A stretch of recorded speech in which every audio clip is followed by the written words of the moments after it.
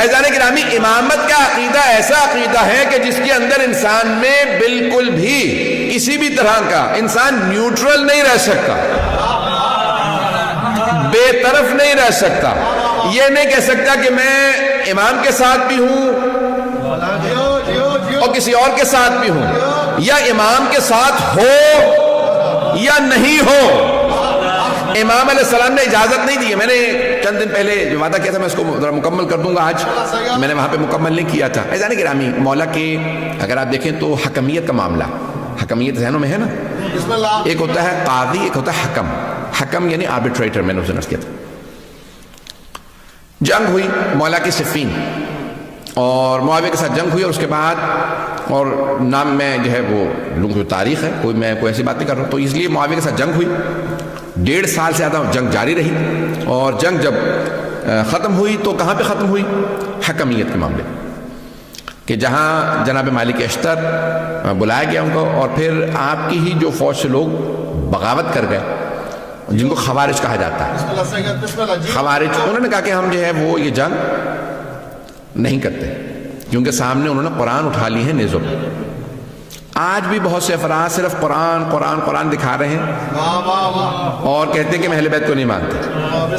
عزیزان گرامی، جہاں پہ بھی کوئی بغیر اہل بیت کے قرآن کو مانے گا وہ قرآن سے بھی گمراہ ہو جائے گا، کیونکہ رسول خدا فرمایا گئے یہ دونوں ایک دوسرے سے کبھی جدا نہیں ہوں گے. قرآن اور اہل بیت کبھی جدا نہیں ہے. عزیزان گرامی، انہوں نے کیا کہ آج ہمارے ہاں تشیع میں بھی میں نے دیکھا کہ بہت سے افراد یہ القاب چلا رہے ہیں کہ وہ جو ہے کہتے ہیں کہ نہیں ہم اہل القرآن ہیں، حدیث کو بھی نہیں مانتے، کسی چیز کو نہیں مانتے، صرف اور صرف قرآن.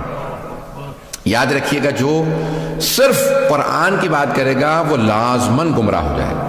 عزیزان گرامی، اب یہ جناب امیر علیہ السلام کے سامنے ہوا معاملہ. انہوں نے قرآن اٹھایا، مولا نے کہا بھئی یہ قرآن لے لو، یہ جو دکھا رہے ہیں اس کا واسطہ دے رہے ہیں، جنگ جاری رکھو.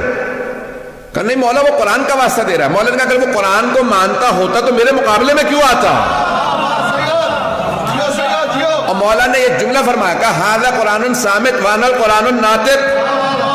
یہ خاموش قرآن ہے، میں بولتا ہوا قرآن ہوں.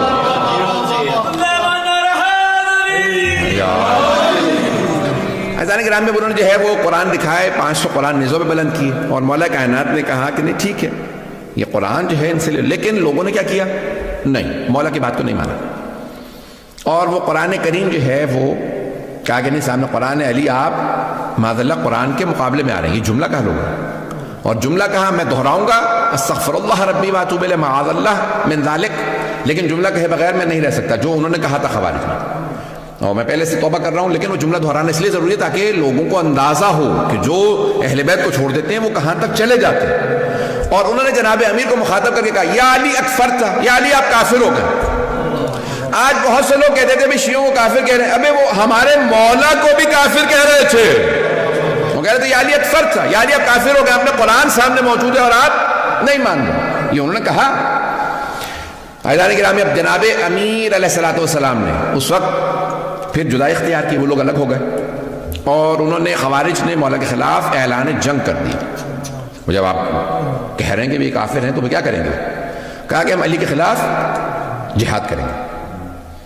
آپ نے کبھی زیارات پڑھی ہے؟ آرام سے سن لیجیے گا، زیارات اس وقت میرے سامنے نظر نہیں آ رہی. زیارت میں آپ زیارت واسطے جملہ پڑھتے ہیں کہ کن پہ لعنت ہو؟ جو امام حسین کے قتل میں آئے، جنہوں کے خلاف جاہدت الحسین. کبھی آپ نے غور کیا؟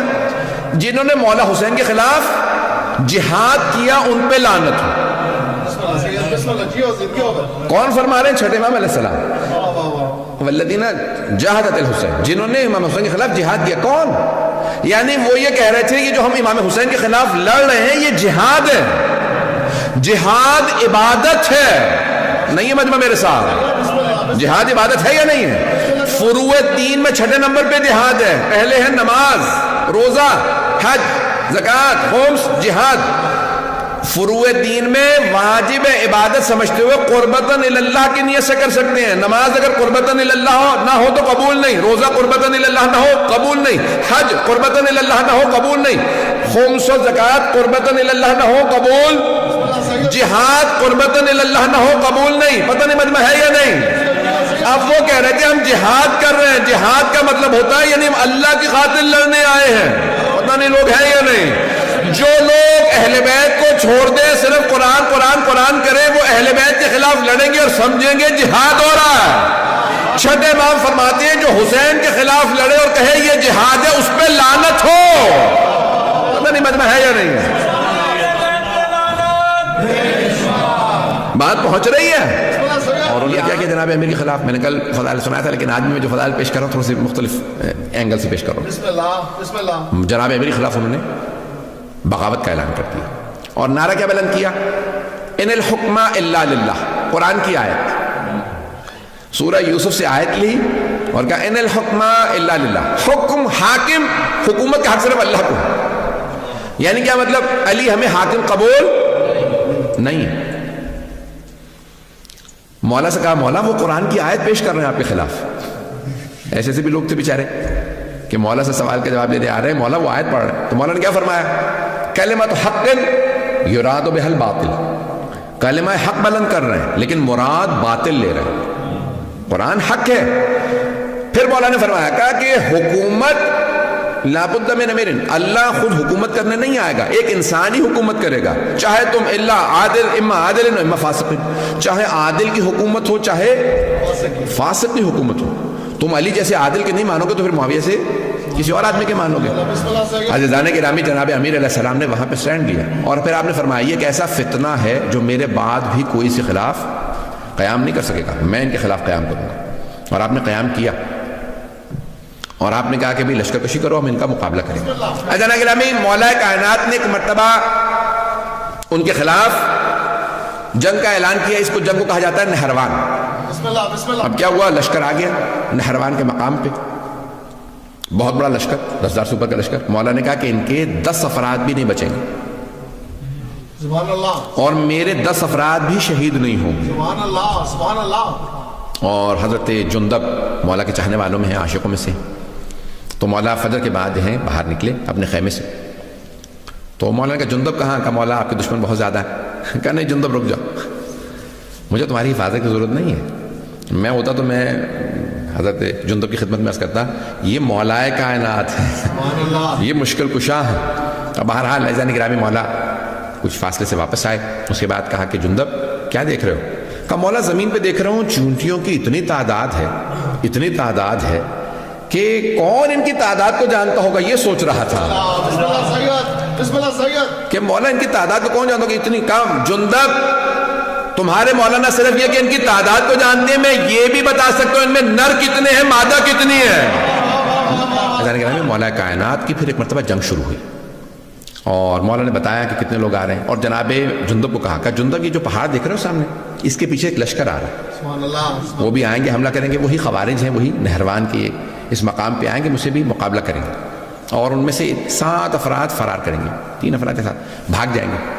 انہی میں سے فرار کرنے والوں سے ایک کا نام تھا عبد الرحمن ابن ملجم، جس کو یعنی ہمارے ہاں کہا جاتا ہے کہ جس قدر یعنی سب سے شقی القلب کہا ہے رسول خدا نے اس آدمی کے لیے کہ کربلا میں بھی آنے والوں سے زیادہ پتھر دل انسان یہ ہے، شمر سے زیادہ ملعون ابن ملجم، اور کہا جاتا ہے کہ اس کا نام لے کر کے جتنی ہو سکے لعنت کرنا اس کا بے انتہا ثواب۔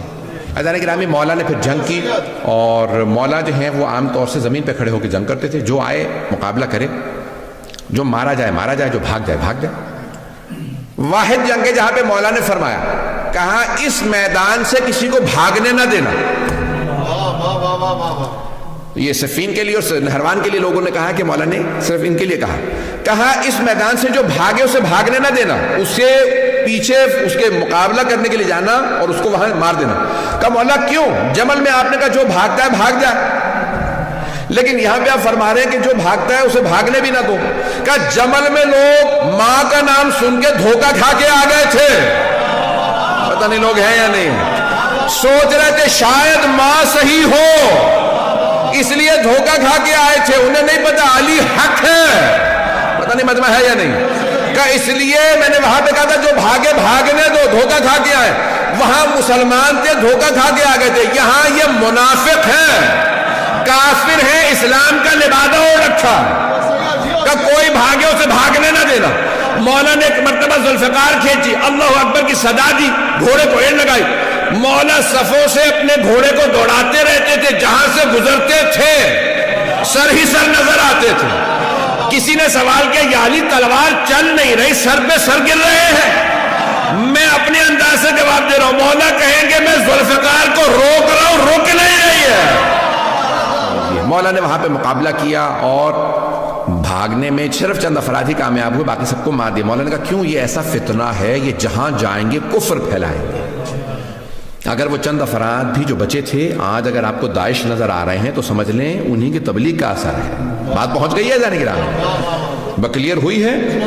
یہ جو بھی اہل بیت کے خلاف خروج کرتا ہے چاہے کسی دور میں کرے, وہ کہتا ہے میں جا کے جنت البقیع ڈھاؤں گا, میں سامرہ پہ حملہ کروں گا, یہ جو بھی ہے اس کا مطلب ہے یہ خارجی ہے, یہ خروج کر رہا ہے امام کے خلاف. اور خوارج ہمارے تمام علماء نے کہا کہ وہ نجس ہیں, عین نجس, اخبث و انجس ہیں, نجس جانوروں سے بھی زیادہ. اس زیادہ کھل کے تو نہیں پڑھ سکتا ممبر سے.